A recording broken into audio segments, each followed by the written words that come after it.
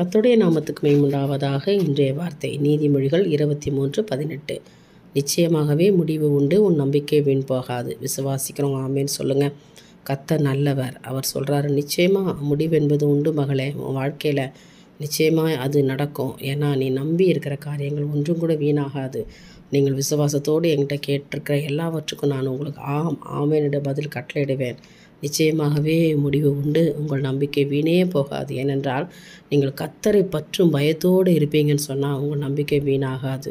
கர்த்தர் சொல்கிறார், உங்கள் இருதயத்தை தேவனுடைய பக்கமாக திருப்புங்க. அவர் சொல்கிறார், நீ என்னை நம்பி என்னை சார்ந்து வாழும் பொழுது உன் நம்பிக்கை வீணாகாது. நான் உனக்கு வேண்டியவைகளை எல்லாம் செய்வேன் என்று கர்த்தர் சொல்கிறார். நம்புறீங்களா? விசுவாசத்தோடு ஆமேன்னு சொல்லுங்களேன். உங்களை கர்த்தர் கைவிட மாட்டார். நீங்கள் எதை நினச்சி நீங்கள் உள்ள நாளாக ஜெபிச்சுக்கிட்டு இருக்கீங்களோ அந்த காரியத்தை வாய்க்க செய்வார். கர்த்தரால் ஆகும். நிச்சயமாக இது தேவனால் ஆகும். நம்பிக்கையோடு அந்த நாளை துவங்குங்க. முடிவு என்பது சீக்கிரத்திலே கர்த்தர் உங்களுக்கு உண்டு பண்ணுவார். நிச்சயமாகவே அது உண்டு. உங்கள் நம்பிக்கை வீண் போகாது. தேவனுக்கே மகிமை உண்டாகட்டும். ஆமென்.